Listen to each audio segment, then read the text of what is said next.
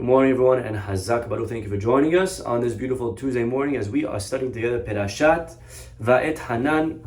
And please turn everyone to chapter 4. Let's read from the beginning. Chapter 4. Moshe Rabbeinu says to the Jewish people, Ve'ata Israel, and now Israel, Shema Elahukim, listen to the laws, Mishpatim, to the rules, Asher Anochim Elamed that I'm giving you, so that you may live and enter and occupy the land that Hashem has given to your forefathers. Beautiful. So Moshe Rabbeinu is warning us to listen to the commandments. Don't add lo tosifu on the commandments. You're not allowed to add a mitzvah.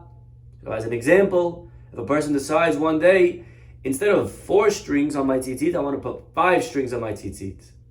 Or instead of 4 paragraphs in my tefillin of Shema, I want to put 5 paragraphs.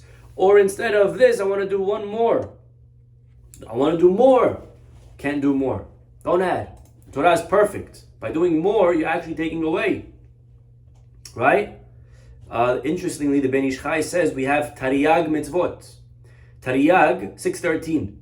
If you add a mitzvah, what does Tariyag turn into? Not Tariyag, but it becomes 614, which would be Tariyad, with a Dalid, not Gimel. Gimel is 3, 613. Then it would be 614 with a Dalid. Actually, that looks, if you read it, Taf Resh Yud Dalid Tarid, you're actually taking away by adding, because you're showing the Torah is not perfect. And then the Torah continues and says, and also don't remove mitzvot.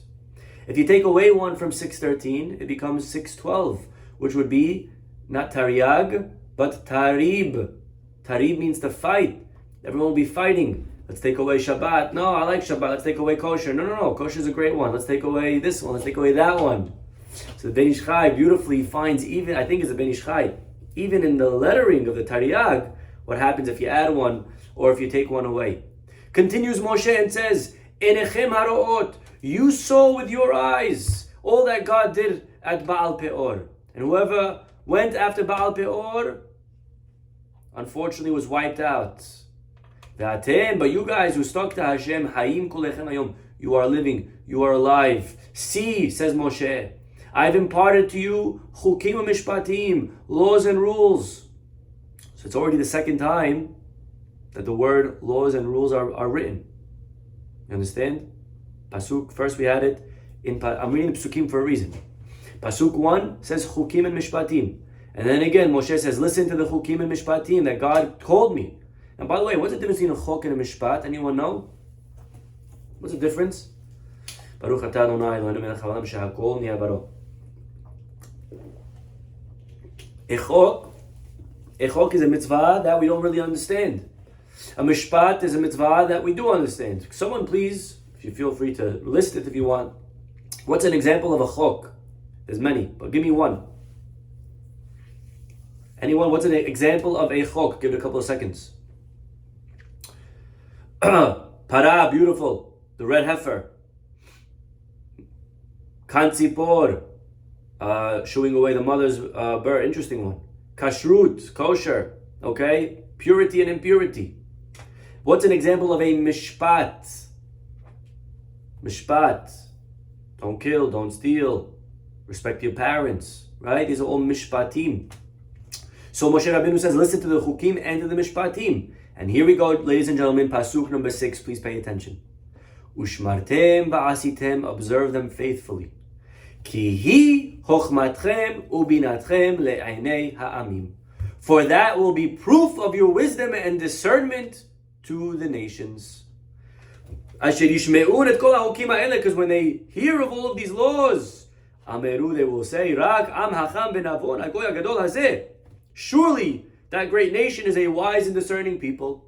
So says Moshe, don't belittle the mitzvot, observe them faithfully, because when the goyim hear about them, they're very impressed. And they say, wow, these Jews, they're smart, they're rich, they're successful, they have a rich heritage, they have a rich book. Goyim, they see the Torah, they love it. And so my friends, the problem with this pasuk is the wording. Take a look. Which element of Torah is it that Moshe Rabbeinu is highlighting over here?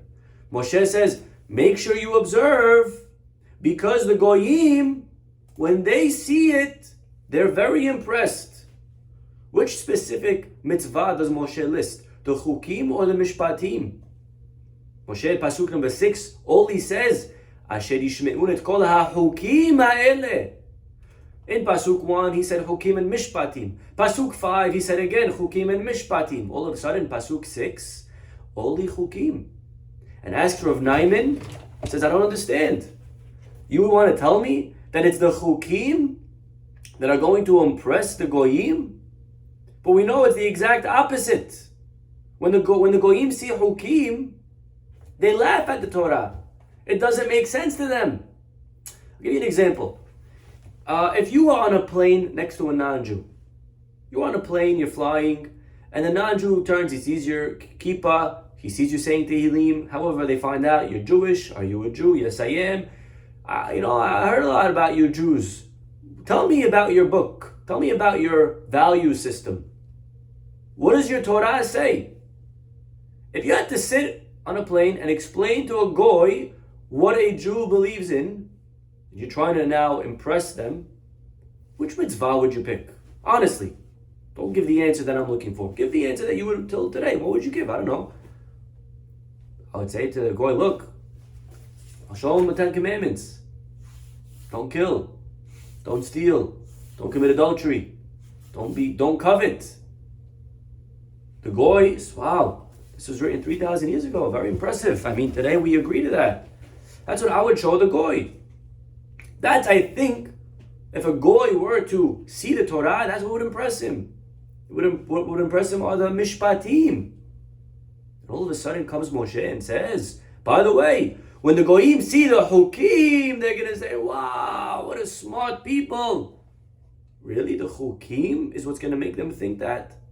Actually, sorry, but I have a Rashi. A Rashi that seems to contradict all of this. Let's turn, my friends. There is a parasha called Chukah. Okay, let's go to Parashat Chukat. It's in the middle of the book of Bamidbar. We didn't read it long ago. Okay, so maybe we still remember it even. Parashat Chukat, which means the parasha of laws that don't make sense. So what does it mean? Says Rashi, Zot Chukat Torah. This is the decree of the Torah that I'm giving you. And he goes on to list Paraduma. Comes along Rashi and says, Lefi Satan ve'umot ha'olam, because Satan and the nations of the world, monin et Israel, they mock us. And they say, Maha mitzvah hazot u'mata'am yesh ba. What kind of silly commandment is this? You got to sprinkle ashes. Therefore God says, they're going to laugh, but don't let that deter you. You stay committed. You stay strong. Don't let their laughing and mocking deter you. So what is Rashi saying here? Rashi is clearly telling us that actually the chukim are a reason for the goyim to laugh at the Torah. They're not seeing brilliancy in the Torah. They don't point and say, wow, amazing people this is. They sprinkle ashes. They have meat and dairy. They separate from their spouse for 2 weeks. That's a reason of derision. So how could it be that Moshe Rabbeinu here is saying, Ki hi chochmatchem, this is what the goyim are going to be impressed from et kol ha-chukim ha'ele, when they hear all of these laws. Don't tell me it's just talking about in general the Torah. It can't be. It's talking about the specific avenue of chukim within the Torah, because pasuk before said chukim and mishpatim, and before it said chukim and mishpatim, and all of a sudden here it only lists chukim, and then pasuk 8 it goes back to chukim and mishpatim. So here, if it's only listing chukim, we have to ask why. And what is unique about the chukim, my friends, that caused the goyim to be now marveling and in awe? And the answer is Rav Naiman. Omnam ken. He says it's true. Ka'asher ra'u umot ha'olam, when the nations of the world see that Hashem gives us chukim, when they see the chukim, at first they do laugh and they do mock. They make fun. Ezetam, what kind of silly mitzvah is this? Why would God care about such a thing? Ulam, however, le'ahar shera'u, when they finally see many decades and scores and centuries and millennia later, when they finally see berbot hashanim, all these years pass, and they realize et bnei hadorot, all these generations that were raised through the Torah, on the lap of Torah, they realize that they were wrong. It's true, says Rav Naiman, the Goyim originally, they laugh at the Chukim. But when they see the success rate of the Torah and they realize that it's not something to laugh at. Someone comes to you and says, I have this diet, it's a keto diet. It's interesting, you could eat hot dogs and you could eat hamburgers, and you can't have carrots, you can't have celery, you can't have apples, but you can eat hot dogs all day. You laugh at it.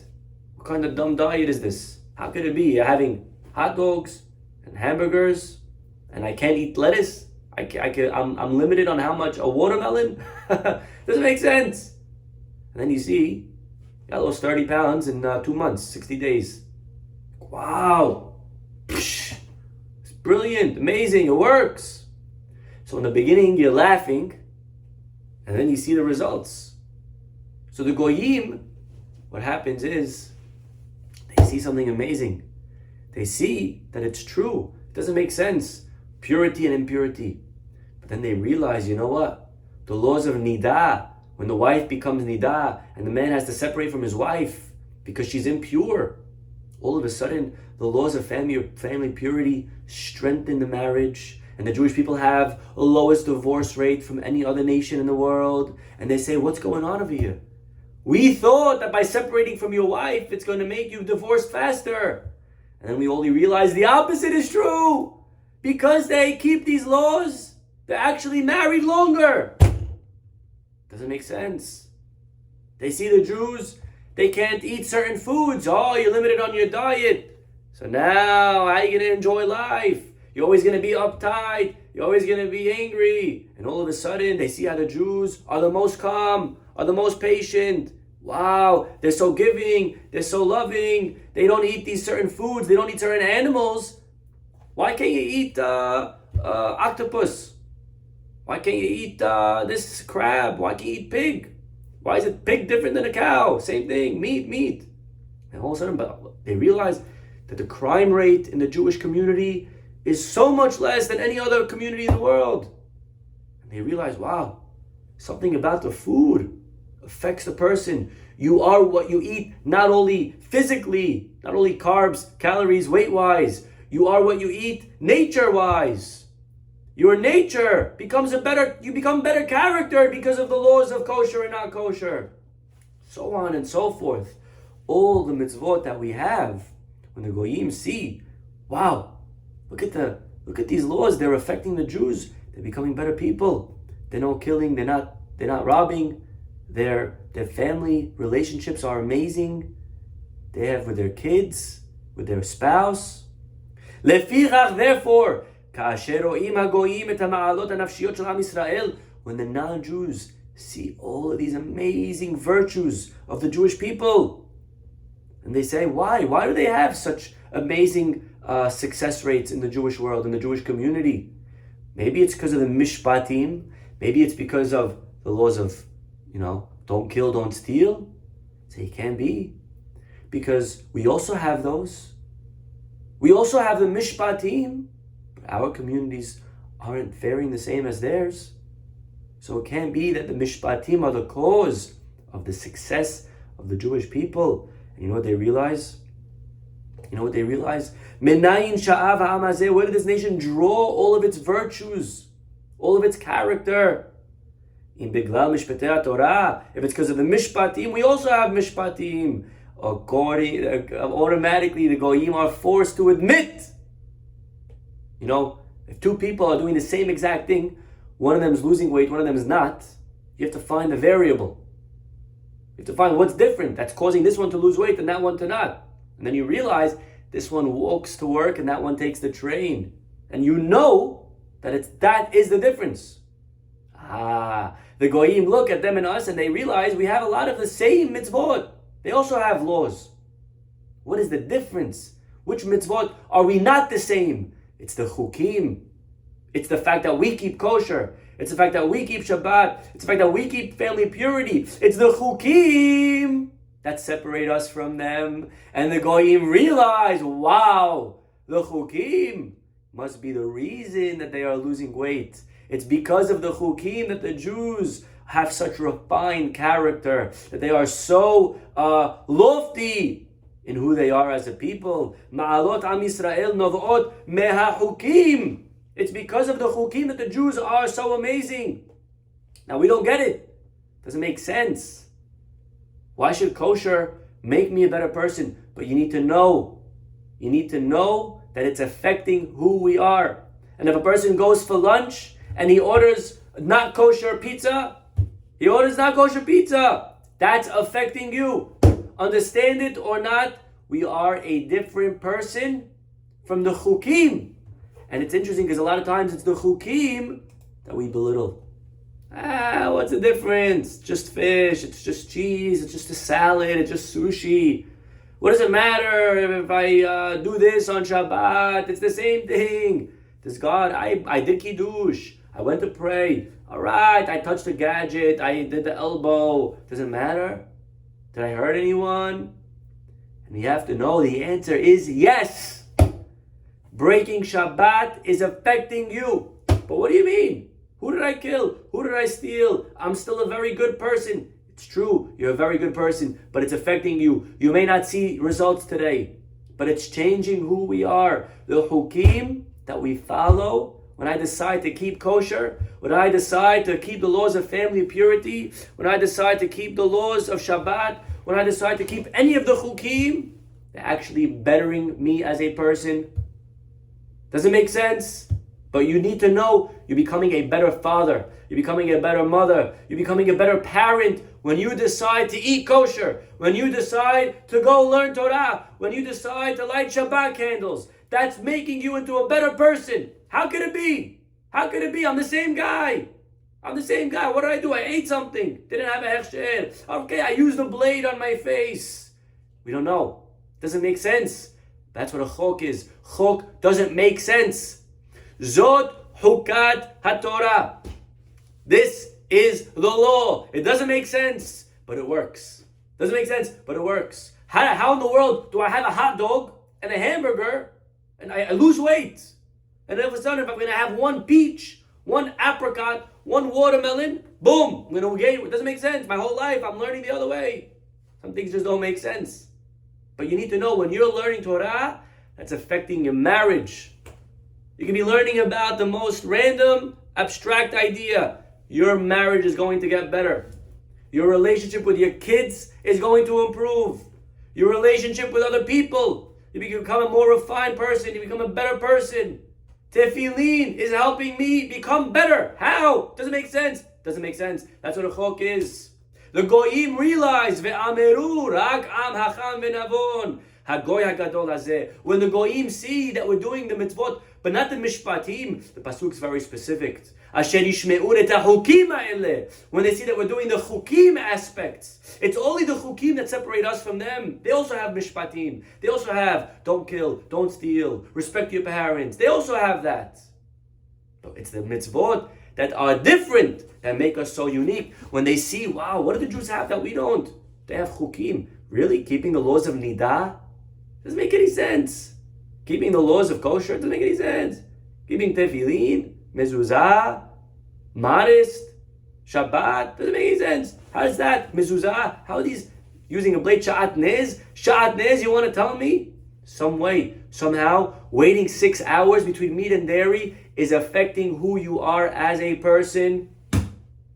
It's helping us in our lives. Doesn't make sense. That's literally what a chok is. A chok doesn't make sense. Not in its nature, and not in its results. Not in the effect that it has on who we are. How many times kids sent to Israel after high school, girl goes to seminary, boy goes to yeshiva, they learn, and the parents are all nervous. He's going to come back, black hat, fanatic. He's going to make me turn my kitchen all over, get rid of my pots and pans, and they're scared. Not our way. You can't go. You can't do it. We don't like this. Why can't you be normal? Normal. Love that word. And all of a sudden, kid goes to Israel, comes back, and the parents see such a refined person. He's talking with respect, kind, complimenting to his brothers and sisters, to his parents, to his grandparents, to his aunts and uncles, to his friend. What's going on? What happened to my kid? All of a sudden, different nature. What'd they do? They taught you about Dale Carnegie? What's Dale Carnegie? What are you talking about? I never read it. What'd you learn? I was learning about if an ox gores my friend's ox, what do you have to pay? So how do you get so refined? I don't know. I learned Torah. Torah makes us better people. Mitzvot make us better people. Zot Hukat HaTorah. You need to know it. And it's interesting because those are the mitzvot that the Yetzer Hara tries to fight us on. The Yetzer Hara is coming and attacking specifically the ones that don't make sense. That's what he's getting into our heads with. Oh, come on, just eat it. Not a big deal. Hashem doesn't care. You fasted on Tisha B'Av. You did the main thing. It's alright if you eat it. It's not. Hashem doesn't care about that. And it's the chukim that are going to actually make us different than the rest of the world. It's the chukim that are the reason that we're so amazing, that we're so brilliant, that we're ahead. That's why we have better marriages. That's why our divorce rate is lower than everyone else. That's why our crime rate is lower than everyone else. Ve'ameru, you know what the goyim are forced to say after all is said and done? After the smoke settles, they take a look. Ve'ameru, and they say, Rak am hacham v'navon. The advantages of Am Yisrael must be because, not of the mishpatim, but because of the chukim. Af al pi she'enenu mevinim, we don't understand it with our minds. Mikol makom margishim anu benafshenu, but we realize in our soul, we realize in our gut, that they are what elevate us. The goyim that don't have the chukim, they cannot reach these levels. Hagoyim atzmam makirim, they themselves admit, Rak am hacham benavon, hagoy hagadol hazeh. What a powerful, powerful idea, my friends. Realizing that it's the chukim in the Torah that change us. They make us different. They make us better. It doesn't always make sense. It doesn't always appeal. We appeal much more to the other types of mitzvot. My friends, I want to just close with a beautiful, interesting Gemara. We know, later on in the Perashah, the Torah tells us about the mitzvah to respect our parents. And the truth is, respecting our parents is something that's very logical. It's something that everyone agrees to. If there's one mitzvah that the whole world would agree to, the most rational possible of all mitzvot, respecting your parents. They gave you life. They brought you into the world. Kaved et avicha ve'et imecha. Isn't it one of the 10 commandments after all? It's one of the 10 commandments. Number 5, respect your father, respect your mother. However, unfortunately, the Pele Yoetz writes that respecting our parents is such an important mitzvah, and for that reason, violating it is so severe. And he says that actually, to respect your parents the right way from A to Z is almost impossible. You know how many laws, by the way, there are around our respecting our parents? You're not allowed to contradict them. You're not allowed to yell at them. You're not allowed to be annoyed at them. Your mother throws your money into the ocean. You can't say anything. Can't say anything. Says the Pele Yoetz. Our rabbis in the Gemara, by the way, they say the following words. You ready? 4 words. Scary words. But I'm going to repeat it anyways. Ashrei mi shelo hikiran. You're lucky if you never met your parents. What? Lucky if I never met them? That's right. Because if you never met them, that means you never disrespected them. Because unfortunately, most people are guilty of disrespecting, and that's a very, very, very, very, very, very, very, very, very, very, very bad thing. To disrespect your parents is one of the worst avirot, and you're lucky if you never met them. One of the rabbis in the Gemara, he was born an orphan. His father died when his mother was pregnant, and his mother died in labor. He never met his parents. And he said, Baruch Hashem, I never disrespected my parents. And I have something over everyone else in the world. Because it's very hard. As obvious as it is to respect them. It's the most obvious thing. How do you mean? They brought you into the world. However, we also have to know that it's that much harder to do. And especially, by the way, if I may say so, in today's generation, where we know much more than our parents technologically, and maybe we're wealthier than them, and we have more, and we know more, and everything more, it's easy to say, my parents, what do they know? They're primitive, they don't have anything. Take a look, my friends, at Yaakov Avinu. Yaakov Avinu died 22 years early. 22 years, he had 22 years of punishment with Yosef. His son was taken from him. Why? Because for 22 years, he did not respect his parents. For 22 years of his life, he was away. He was with Lavan, finding a wife. And for 22 years, he separated from his mom and dad. And he was punished 22 years. He was separated from his son, Yosef. Now, let me remind you for a minute. Why was Yaakov away from his parents for 22 years? Was that his choice? Was it his choice? His father sent him. He was listening to his parents. But still, you were away for too long. You should have came back as fast as possible. Why did you delay a little bit? 6 months here, 6 months there. And they throw the book at him for 22 years. Yosef HaTzadik. What about him? We know Nitkatzeru Shenotav. He lost some years of his life. Al Sheshama, because when he heard the brothers talking, the brothers that didn't know he was Yosef yet, the brothers said, our father, your servant. And Yosef Shatak, he was quiet. How are you quiet when they're calling their father, who's also your father, your servant? Now again, Yosef was undercover. Yosef couldn't show his cards. He couldn't reveal himself. He couldn't say, no, don't say that. I'm actually Yosef. He's not my servant.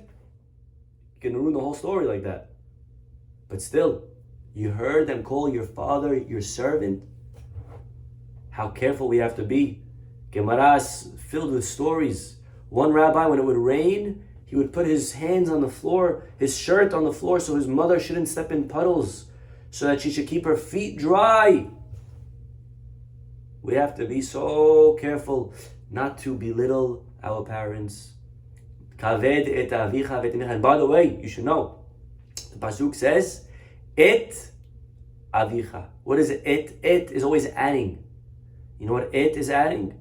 Not only do we have to respect our father and mother, but et lerabot ahicha hagadol. We also have to respect our elderly siblings, our brothers and our sisters. And again, it's very hard today.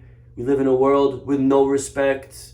I remember when I was a kid, I would go on the bus and there was an elderly person that came on and everyone got up for them. Today, there's no respect for the elderly. The Gemara says when Mashiach comes, the generation before Mashiach, the people will have no more respect for the elderly, for the other generation. Zero. And we are seeing that today. A person walks on the train, no one gets up for them. We argue, we discredit, we make fun. Nah, they don't know. We have no respect. Not for older parents, not for older brothers and sisters, not for older people. And it is one of the worst sins that anyone can do, by the way. So therefore, Bnei Yisrael HaKsherim, says the Pele Yoetz, we have to be so careful that we pay attention, not to contradict, even if they're wrong. They said something that's so wrong. I heard that in Israel the rockets stopped. No, you're wrong. Can't say that to your parents. Do we realize how careful we have to be? We're like literally walking on eggshells. How you say it to your parents is the most sensitive thing. How careful we have to be to pay attention to the Torah. And by the way, what is the reward for respecting parents? The Torah doesn't usually tell us the reward. But when it comes to respecting parents, it does. You will be given long life. Unbelievable.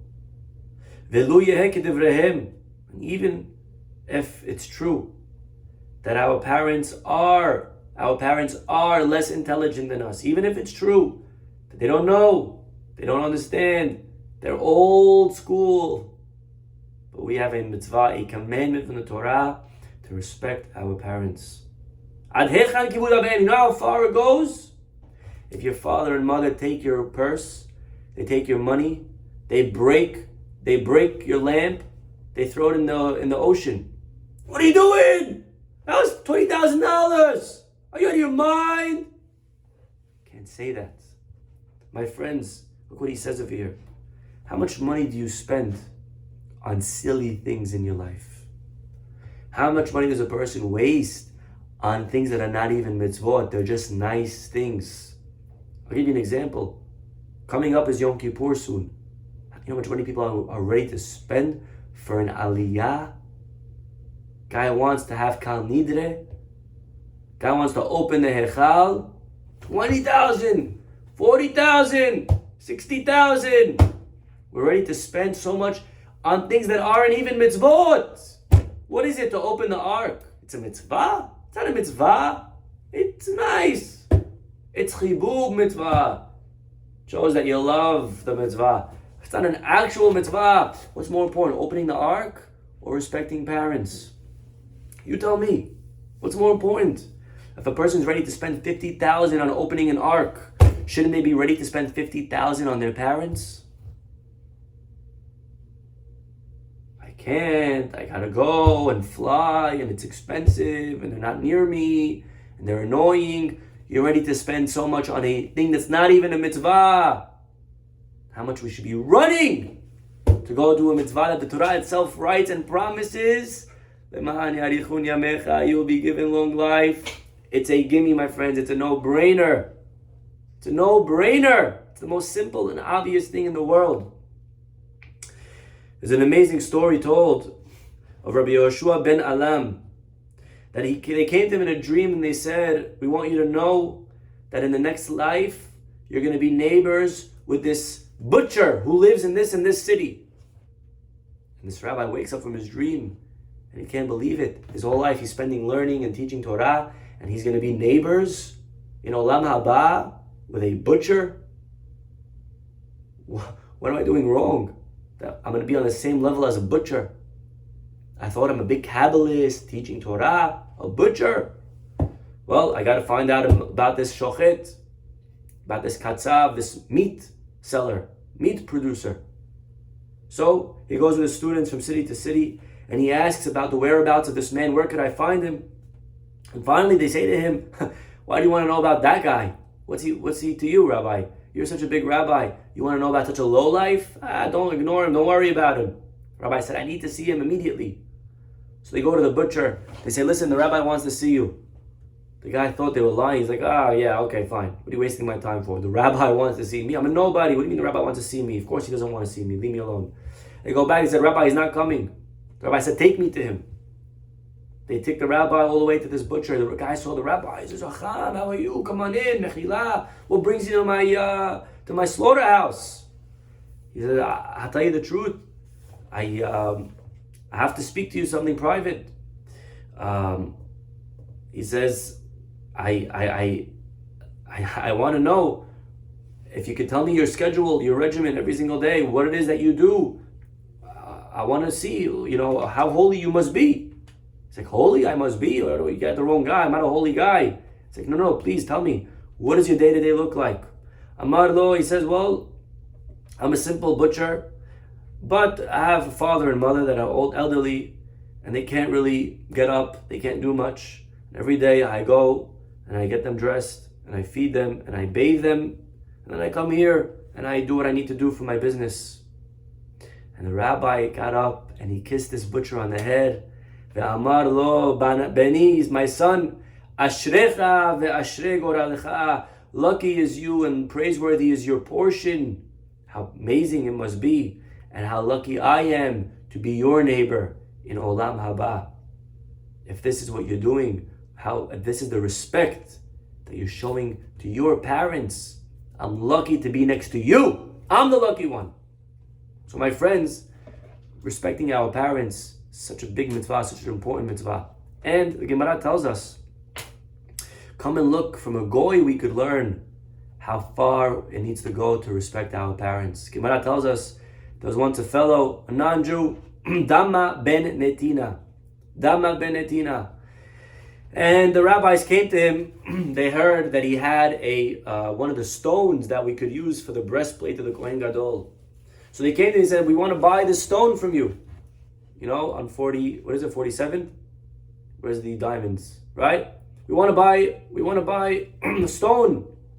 We already have a stone. He said, listen, I do have that stone, but you got to wait because it's in the safe, and my father is sleeping on the key to the safe. So we can't wait. If you don't give it to us, we're going to go to the next customer, to the next store. Well, then go to the next store. I can't wake up my father. This man lost out on hundreds of thousands of dollars of sale because he didn't want to wake up his father. And he lost out on the deal. And a year later, our rabbis tell us, Hashem rewarded this non-Jew. And he gave him a para aduma. Para aduma. He had a red heifer in his backyard, was born. Interesting. All of a sudden the rabbis come to him and they said, listen, we need a para aduma. We saw you have one. We want to buy it from you. And he said, I know this is God rewarding me for respecting my father last year. And therefore I'm going to charge you what I would have made on the stone. And he charges them, and the Gemara ends. And it says, look, you can learn from a non-Jew how to respect your parents. And it always bothered me, the sequel. Out of all the ways to reward this non-Jew, why with a para aduma? Why with a red heifer? There's so many other mitzvot you could have given the guy. But my friends, I think there's an amazing musar over here. You know, this goy was prepared to lose money for respecting his parents. And I guess you could say respecting your parents is the ultimate mishpat, the quintessential, rational, logical mitzvah. Respect your parents, that even goyim do.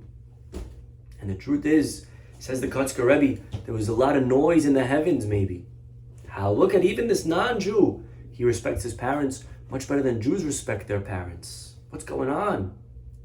And Hashem, to quiet down the Satan, Hashem gave this non-Jew para aduma.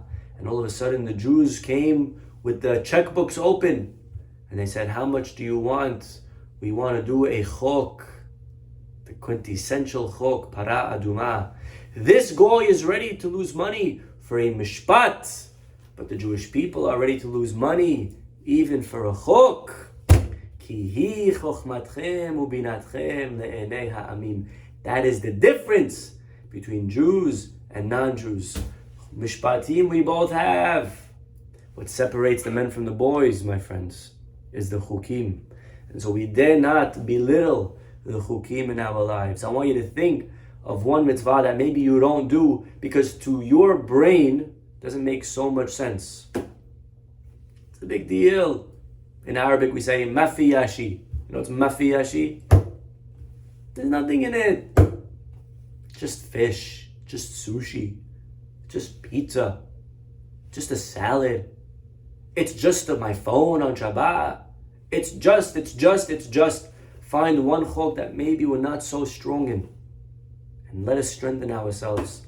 Let us realize, let us commit for 1 week maybe, just for a week. This week I'm going to not violate this chok. I don't understand it, but this is really what makes me superior as a Jew. This is going to better me as a father, as a mother, as a husband, as a wife, as a friend, as a Jew. It's going to make me a better child. I'll start respecting my mother and father better when I start keeping the chukim more. And Be'ezat Hashem, we're able to be strong and strengthen ourselves in all areas of the Torah. We'll stop over here. Have a wonderful day.